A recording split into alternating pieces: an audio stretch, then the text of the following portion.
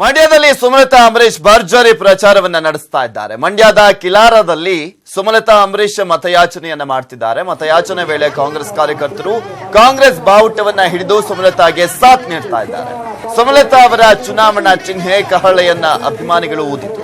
ಪ್ರಚಾರಕ್ಕೆ ಬಂದ ಕಾಂಗ್ರೆಸ್ ಕಾರ್ಯಕರ್ತರಿಗೆ ಸುಮಲತಾ ಅಂಬರೀಶ್ ಅವರು ಧನ್ಯವಾದವನ್ನ ಕೂಡ ತಿಳಿಸಿದ್ರು.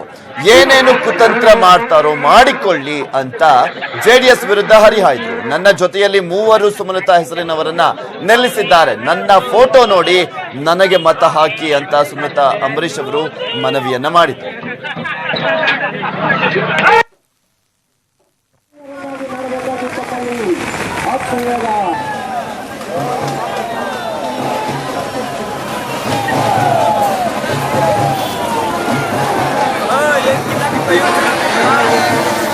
ಕರ್ನಾಟಕ ರಾಜ್ಯ ರೈತರ ಸಂಘ ನನ್ನ ಜೊತೆಯಲ್ಲಿದೆ.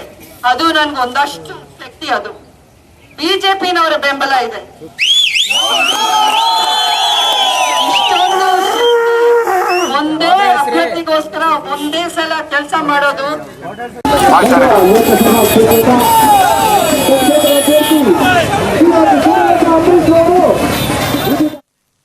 ಸರ್ಕಾರದ ವಿರುದ್ಧ ಸುಮಾ ಏನೆಲ್ಲ ವಾಗ್ದಾಳಿಯನ್ನ ನಡೆಸಿದ್ದಾರೆ ಅಂತ ನೋಡೋಣ.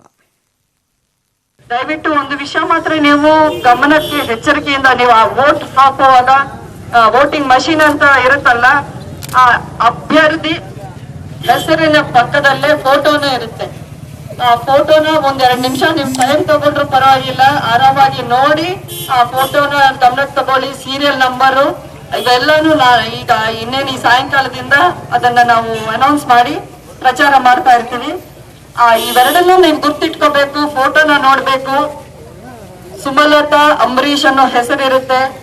ನನ್ನ ಫೋಟೋ ನಿಮ್ಗೆ ಗುರ್ತು ಸಿಗತ್ತೆ ಅಂತ ಅನ್ಕೊಂಡಿದೀನಿ. ಬಹುಶಃ ನನ್ನ ನಾನು ಯಾರನ್ನೋ ಪ್ಲೀಸ್ ಮಾಡೋಕೆ, ಇನ್ಯಾರನ್ನೋ ನಾನು ದೊಡ್ಡದಾಗಿ ಇಂಪ್ರೆಸ್ ಮಾಡೋಕೆ ನಾನು ಕಣ್ಣೀರ್ ಹಾಕಲ್ಲ.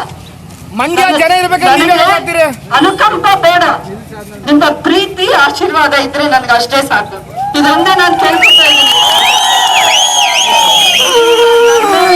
ಅನುಕಂಪ ತೋರಿಸ್ಬೇಡಿ. ನನ್ಗೇನು ಆಗಿಲ್ಲ. ನನ್ನ ಜೊತೆಲಿ ಇವತ್ತು ನೋಡಿ ಕಾಂಗ್ರೆಸ್ ಕಾರ್ಯಕರ್ತರು ಬಹಿರಂಗವಾಗಿ ಬಂದು ಧೈರ್ಯದಿಂದ ನನಗೆ ಸಪೋರ್ಟ್ ಕೊಡ್ತಾ ಇದ್ದೀರಾ. ನಿಮ್ಮೆಲ್ರಿಗೂ ನಾನು ಧನ್ಯವಾದಗಳು. ಅಂಬರೀಶ್ ಅವರು ಯಾವತ್ತು ಪಕ್ಷಾತೀತವಾಗೇ ಇದ್ರು. ಅವರನ್ನ ಎಲ್ಲಾ ಪಕ್ಷದವರು ಪ್ರೀತಿಸ್ತಾ ಇದ್ರು. ಅವರು ಎಲ್ಲಾ ಪಕ್ಷದವರನ್ನು ಸ್ನೇಹ ಮಾಡಿಕೊಂಡು ಆತ್ಮೀಯ ಸಂಬಂಧಗಳು ಬೆಳೆಸ್ಕೊಂಡಿರೋರು.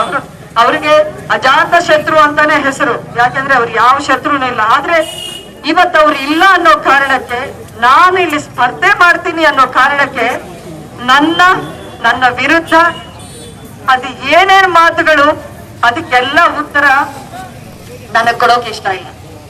ಅದಕ್ಕೆಲ್ಲ ಉತ್ತರ ನೀವೇ ಕೊಡ್ತೀರಾ ಅನ್ನೋ ಆಸೆ ಯಾರು ಬೇಕಾಗಿದೆ.